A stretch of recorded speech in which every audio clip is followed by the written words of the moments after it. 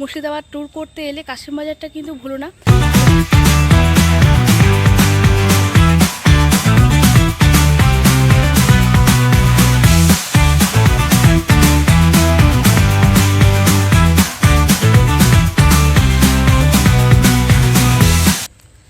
নমস্কার বন্ধুরা, তোমাদের অনেক ভালোবাসা দিয়ে আমি লাবণী আজকে একটি নতুন ভিডিওতে তোমাদের স্বাগত জানাই।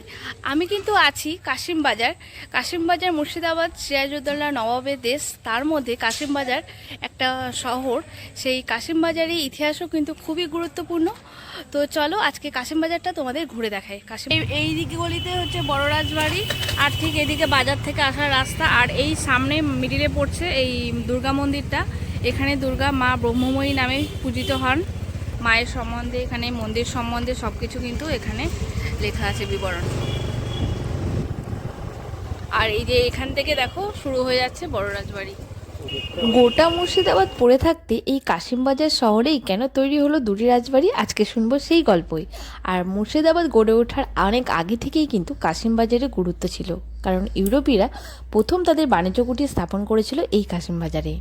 আর সামনে দেখতে পাচ্ছ যে বড় রাজবাড়ি, এই বড় রাজবাড়ি তো নির্মিত হয় একজন মুদির দোকানের হাত ধরে। সেই মুদির দোকানের নাম ছিল কান্ত মুদি, আর কান্ত মুদির আসল নাম ছিল কৃষ্ণকান্ত নন্দী। কৃষ্ণকান্ত নন্দীর পিতা রাধাকৃষ্ণকান্ত নন্দীর একটা মুদির দোকান ছিল, সেই দোকানের মাল যেত সেই ইংরেজ কুঠিতে। আর এই সূত্র ধরেই ওয়ারেন হেস্টিংসের সঙ্গে তাদের বেশ, শুধু তাই নয়, সিরাজউদ্দৌলা যখন ইংরেজ কুঠি আক্রমণ করে তখন এই কৃষ্ণকান্ত নন্দী ওয়ারেন হেস্টিংসকে নিরাপদ আশ্রয় দিয়েছিল, এমনকি বাংলা ছেড়ে পালাতেও সাহায্য করেছিল। ওয়ারেন হেস্টিংস যখন পরাধীন বাংলার গভর্নর নিযুক্ত হন, তিনি তখন এই উপকারের প্রতিদান হিসেবে কৃষ্ণকান্ত নন্দীর ছেলে লোকনাথ নন্দীকেই বাদশাহ করার সুপারিশ করেন দিল্লির সম্রাটের কাছে। তখন লোকনাথ নন্দী হয়ে যায় লোকনাথ রায় বাহাদুর। এরপরে নির্মিত হয় এই রাজপ্রাসাদ। এখানে লেখা আছে সংস্কারের কাজ চলছে। এই প্রবেশ কিন্তু একদমই নিষেধ। ওগুলো দেখো, মানে কোনো অ্যাক্সিডেন্ট হতে পারে, যেহেতু খুবই দুর্বলভাবে আছে জিনিসগুলো। দেখো এই মুহূর্তে আমি দাঁড়িয়ে আছি কাশিম বাজারের বড় রাজবাড়ির সামনে। এখান থেকে আমরা যাব আমাদের গন্তব্যস্থান ছোট রাজবাড়ি। তো চলো তাহলে ছোট রাজবাড়ির দিকে এগিয়ে যাই। কাশিম বাজারে ছোট রাজবাড়ি বড় রাজবাড়ি শুনলেই যেন মনে হয় যে দুই রাজা একই পরিবারের অন্তর্গত, কিন্তু তার একদমই না। দুই রাজবাড়ি, দুই রকম ইতিহাস, দুই রকম পরিবার। এটি মূলত দীনবন্ধু রায়ের পরিবার, যাকে রায় পরিবার নামেই পরিচিত ছোট রাজবাড়ি। তো রায় পরিবারে এখন রাজাও নেই, রাজত্বও অতীত, কিন্তু রায় পরিবারের লোকজন তাদের পৈতৃক ভিটে খুব যত্ন সহকারে আগলে রেখেছেন, সেটাকে সুন্দরভাবে সাজিয়েছে টুরিস্ট স্পট হিসেবে। এখানে তোমাদের এন্ট্রি ফি হচ্ছে 50 টাকা করে টিকিট মূল্য। তো 50 টাকা, ভেতরে মিউজিয়াম করা হয়েছে, বিভিন্ন রকমের রাজপরিবারের পুরনো জিনিস দিয়ে মিউজিয়াম করা হয়েছে। তোমরা 50 টাকা টিকিট কেটে ভেতরে গিয়ে সেগুলো দেখতে পারো। ছোট রাজবাড়ির রাজপরিবার অর্থাৎ রায় পরিবারের কেউই কিন্তু বর্তমানে এখানে থাকেন না, তারা মাঝে মধ্যে আসেন দেখাশোনা করতে। আর এখানে তারা দুর্গাপুজোর সময় আসেন। দুর্গাপুজোতে কয়দিন ব্যাপী অনুষ্ঠান চলে, সেই সময় আমরাও সাধারণ মানুষও বাইরে থেকে আমরা ভেতরে যেতে পারি অনায়াসেই, সেখানে কোনো টিকিট মূল্য লাগে না। তখন দুর্গাপুজোর সময় তোমরাও আসলে, বন্ধুরা আসতে পারবে দুর্গাপুজোর সময় দেখতে, বা এখানে রাত্রে যাপনও তোমরা করে দুর্গাপুজো আনন্দ উপভোগ করতে পারবে। বর্তমানে ছোট রাজবাড়িতে নতুনভাবে সংস্কার করে গেস্ট হাউস করা হয়েছে। তোমরা দূর থেকে আসতে চাইলে এখানে সময় নিয়ে থাকতে পারো, এখানে থেকে তোমরা ভালোভাবে ছোট রাজবাড়ি ঘুরে দেখতে পারো, অনেক খুঁটিনাটি তথ্য জানতে পারো, দেখতে পারো। তো তোমরা সময় নিয়ে কিন্তু আসতেই পারো ছোট রাজবাড়িতে রাত্রি যাপন করতে। পরিবার যথেষ্টভাবে চেষ্টা করেছেন এই ছোট রাজবাড়িকে মুর্শিদাবাদের অন্যতম আকর্ষণীয় স্থান করে তুলতে। কাশিম বাজারের ছোট রাজবাড়িতে থাকতে গেলে 3 দিনের প্যাকেজে আপনাদের খরচ পড়বে 11,000 টাকা। আর আপনি যদি নবাবেশ্বরের নবমী আনা উপভোগ করতে চান আর দেরি না করে, তাহলে চলে আসুন।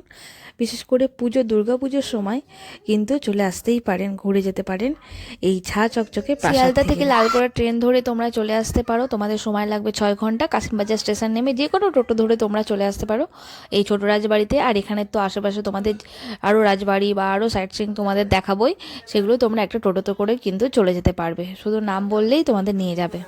মুর্শিদাবাদ ট্যুর করতে এলে কাশিম বাজারটা কিন্তু ভুলো না। মুর্শিদাবাদ ইতিহাসের সঙ্গে কাশিম বাজার খুবই জড়িত আছে। তো কাশিম বাজারের গুরুত্বপূর্ণ ঐতিহাসিক স্থানগুলো ঘুরতে তোমরা একদমই ভুলো না। তো চলে এসো কাশিম বাজার ঘুরতে।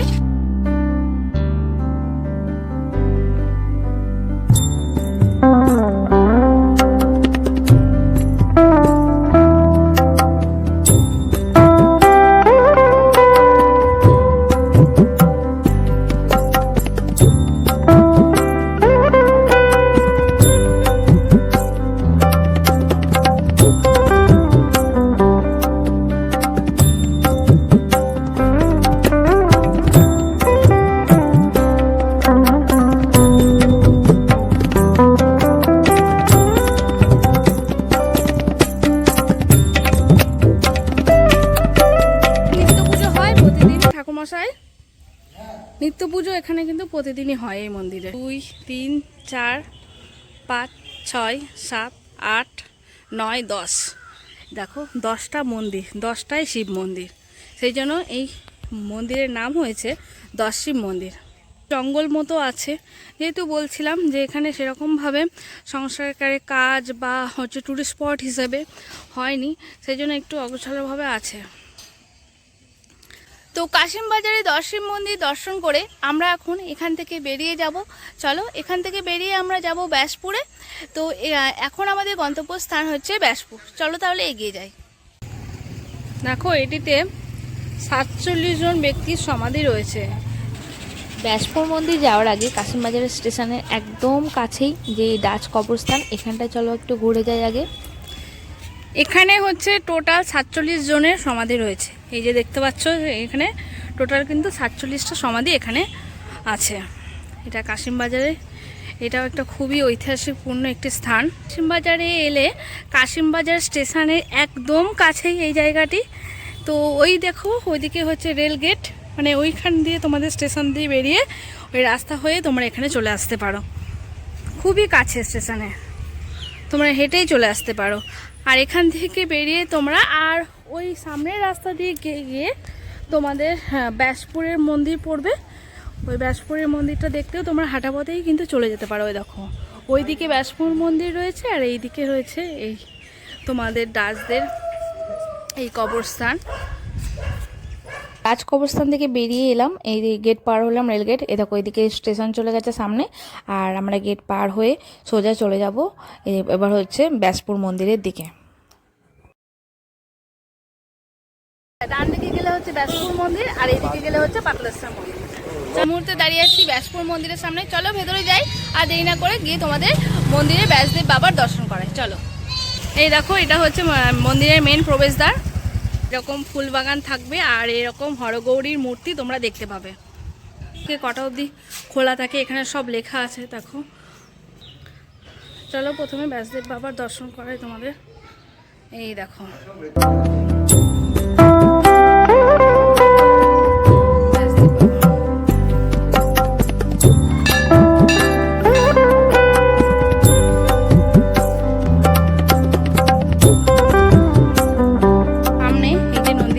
কিন্তু দেখো ঠিক ব্যাসদেব বাবার দিকেই তাকিয়ে আছে। এই যে পুরো মন্দির, তোমরা মুর্শিদাবাদ ঘুরতে এলে কাশিমবাজারে এই ব্যাসদেব বাবার মন্দির, ব্যাসপুরের মন্দির অবশ্যই ঘুরে যেও।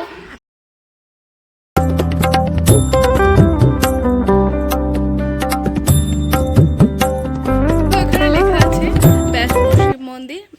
দেখো বন্ধুরা, ব্যাসমোর মন্দির থেকে বেরিয়ে এসে পাতালেশ্বর মন্দির আসার রাস্তায় এটা পড়বে তোমাদের। এটা খুবই গুরুত্বপূর্ণ কিন্তু একটা ঐতিহাসিক স্থান। এটা হচ্ছে পরাধীন বাংলার গভর্নর জেনারেল ওয়ারেন হেস্টিংসের প্রথম স্ত্রী আর তার কন্যার এখানে সমাধি রয়েছে। তো চলো ভেতরে গিয়ে একটু দেখে নিয়ে আসি তোমাদের। এখানে কিছু লেখা আছে যে Mrs Mary Hastings and daughter Elizabeth who died 11th July 1759। Mrs Mary মানে ওয়ারেন হেস্টিংসের স্ত্রী, প্রথম স্ত্রী ম্যারি হেস্টিংস আর তার কন্যা এলিজাবেথের এটা কবরস্থান রয়েছে এখানটায়। আর এই যে টোটাল এরিয়াটা দেখো, এদিকে এরকম। দেখো বন্ধুরা, কাশিমবাজার এত ঐতিহাসিকপূর্ণ একটি স্থান। এখানে কিন্তু সেই ইংরেজদের যুগে ইংরেজরা চাষিদের দিয়ে অত্যাচার করে যে নীল চাষ করাতো, সেই নীল চাষের জমি এটা। এর নাম হচ্ছে, এখনও রয়ে গেছে নীলমাঠ। এখন এখানে বল খেলা, ক্রিকেট খেলা, সব রকম খেলাধুলো এখানে হয়। অনেকটা বড় মাঠ এখন। আর ইতিহাসের পাতায় কিন্তু এটা এখানে নীল চাষ করা হতো, সেই থেকে এখনও এর নাম রয়ে গেছে নীলমঠ। পাতালেশ্বর মন্দিরের আগেই পূর্বে এই আনন্দময়ী কালীবাড়ির যে মেন গেট দেখতে পাচ্ছ এখানে, এই গেট দিয়ে তোমাদের সেই সামনের রাস্তা ধরে বেরিয়ে যেতে হবে। এই যে দেখো আনন্দময়ী কালীবাড়ি, এই সামনের রাস্তা ধরেই আমরা একটু এগিয়ে যাচ্ছি, কারণ এই কালী মন্দিরের পেছনেই পিকনিক স্পট রয়েছে। তোমরা এখানে শীতকালীন সময়ে তোমরা পিকনিক করতে পারো। দেখো সামনে পিকনিক করছেও, যেহেতু দেখতেই পাচ্ছ। এখানে কিন্তু অনেকটা বড় পিকনিক স্পট রয়েছে, তোমরা চাইলে এখানে পিকনিক করতে আসতে পারো। পিকনিক করতে এসে তোমরা কাশিমবাজার পুরো ট্যুর করে নিতে পারো। এই কালী মন্দিরে তোমরা পুজো দিয়ে পিকনিক করতে পারো, আবার পাতালেশ্বর মন্দির আছে সেখানেও তোমরা দর্শন নিতে পারো পিকনিক। আর মন্দিরের ঠিক পেছনেই দেখো এখানে একটা অনুষ্ঠান বাড়ি করা হয়েছে ছোট করে। মন্দিরে তো বিয়ে হয়েই থাকে, তো বিয়ের জন্য যে খাওয়া দাওয়ার ব্যবস্থা ওই অনুষ্ঠান বাড়িতে কিন্তু করা যেতে পারে। এটাই হলো কাশিমবাজারের শ্রী শ্রী আনন্দময়ী কালী মন্দির। তো চলো কালী মাতার দর্শন করে নিই।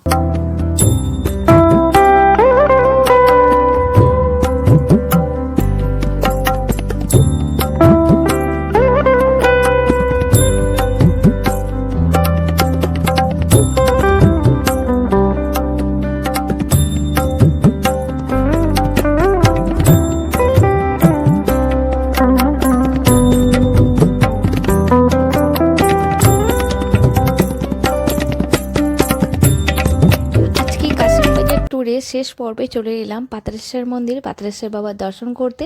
চলো তাহলে মন্দিরের ভেতরে যাই, দিয়ে তোমাদের পাতালেশ্বর বাবার দর্শন করাই। এই দিকে রয়েছে পাতালেশ্বর মন্দির, আর এই দিকে দেখতে পাচ্ছ এটা হচ্ছে সতীদাহ ঘাট আছে কিন্তু। আর এই পাতালেশ্বর বাবার মন্দিরের ঠিক পাশেই রয়েছে গণেশ মন্দির, আর ও পাশে রয়েছে মনসা মায়ের মন্দির। আর দেখো এই যে বিশাল পুরনো বটগাছের নিচে রয়েছে নন্দী মহারাজ। নন্দী মহারাজ কিন্তু ঠিক পাতালেশ্বর বাবার দিকেই দেখো তাকিয়ে আছে।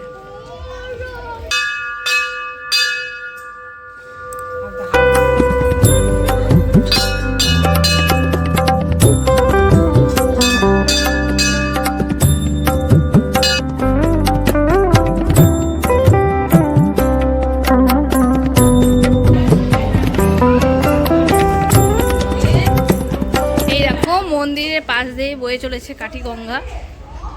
এই ঘাটটা রয়েছে মহিলাদের স্নানের ঘাট। এটা হচ্ছে মনসা মায়ের মন্দির রয়েছে, মন্দির রয়েছে। গণেশ পুজো হয় এখানে, গণেশ চতুর্দশীর দিন কিন্তু গণেশ পুজো হয় এখানে। তাও এখানে ডান দিকে দেখো ওটা হচ্ছে সতীদাহ ঘাট আছে, আর তোমরা নিচে নেমে কাঠিগঙ্গাটা আরও ভালোভাবে দেখতে পারো কিন্তু। কাশিমবাজার সব থেকে বড় কথা, কাশিমবাজার ছোট থেকে আমি বড় হয়েছি।